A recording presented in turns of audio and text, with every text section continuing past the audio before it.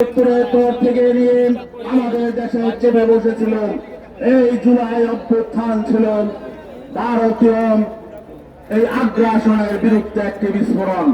কিন্তু আমরা দেখতে পাচ্ছি এই অভ্যুত্থান পরবর্তী এখন নতুন সরকার যখন ক্ষমতায় এসেছে, আবার ভারত তাদের আগ্রাসীন মনোভাব নিয়ে বাংলাদেশকে অস্থিতিশীল করার চক্রান্তে মেতে উঠেছে।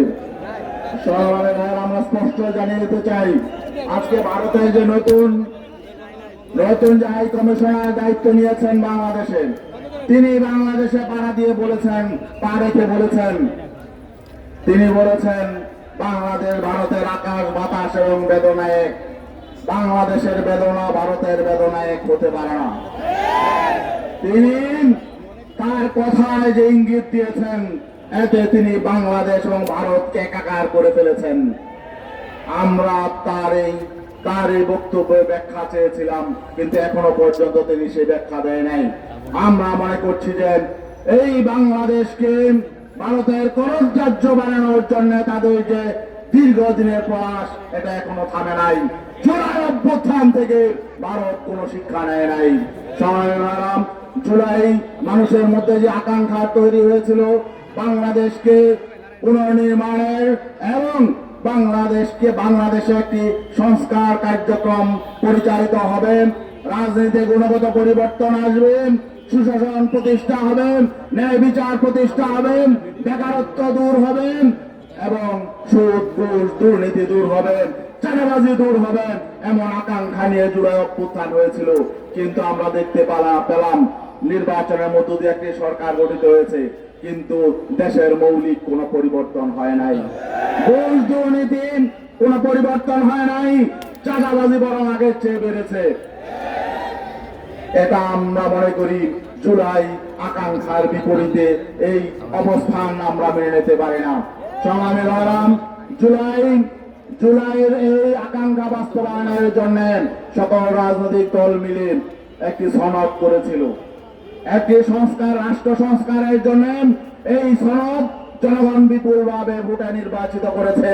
গণভোটের মধ্য দিয়ে সনদ মানুষের আকাঙ্ক্ষার প্রতীকে পরিণত হয়েছিল। প্রায় 70% মানুষ এই জুলাই সনদকে সমর্থন দিয়েছে, জুলাই সনদের পক্ষে ভোট দিয়েছে। কিন্তু আমরা কি দেখলাম, এই সরকার অনেকটাই তারা জবাবদিহিতার বাইরে থাকতে চায়। আমরা এই সরকার ব্যর্থ হোক, এটা আমরা চাই না। এই সরকার আবার আওয়ামী লীগ হয়ে যাক, এটাও আমরা চাই না। কিন্তু আমরা কি দেখতে পাচ্ছি, এই জবাবদিহিতার আওতায় তারা আসতে চায় না। জুলাই সনদে জবাবদিহিতার যে জায়গাগুলো ছিল, এগুলোকে তারা পাশ কাটাতে চাচ্ছে। আরেকটা মৌলিক বিষয় হলো, সেটা বিএনপিও তাদের ইশতেহারে অন্তর্ভুক্ত করেছিল যে এই পার্লামেন্ট নির্বাচনের পরে উচ্চ কক্ষ হবে। জুলাই সনদে উচ্চ কক্ষ ছিল এবং ভোটের রেশিওতে উচ্চ কক্ষ হবে, এটা জুলাই সনদের একটি মৌলিক বিষয়। আজকে 5 মাস অতিক্রান্ত হচ্ছে বর্তমান সরকারের, বর্তমান পার্লামেন্টে। আগামী আগস্টে 6 মাস পূর্ণ হবে।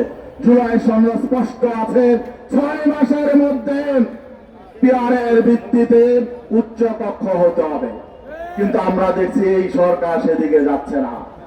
আমরা চাই না এই সরকার নতুন করে এই দেশে কোনো সংকট তৈরির কারণ হোক, এটা আমরা চাই না। আবার নতুন করে আমাদেরকে আন্দোলন কর্মসূচি নিয়ে মাঠে নামতে হবে, এটা আমরা চাই না। কিন্তু সরকার যদি আমাদেরকে বাধ্য করে, সরকার যদি তাদের অঙ্গীকার থেকে সরে যায়, সরকার যদি জুলাইয়ের চেতনা এবং মানুষের মৌলিক অধিকার প্রতিষ্ঠা থেকে যদি তারা সরে যায়, তারা যদি তাদের অঙ্গীকার বাস্তবায়নে গড়িমসি করে, তাহলে আমরা বাধ্য হব জনগণকে সাথে নিয়ে আবার আন্দোলনে ঝাঁপিয়ে পড়তে।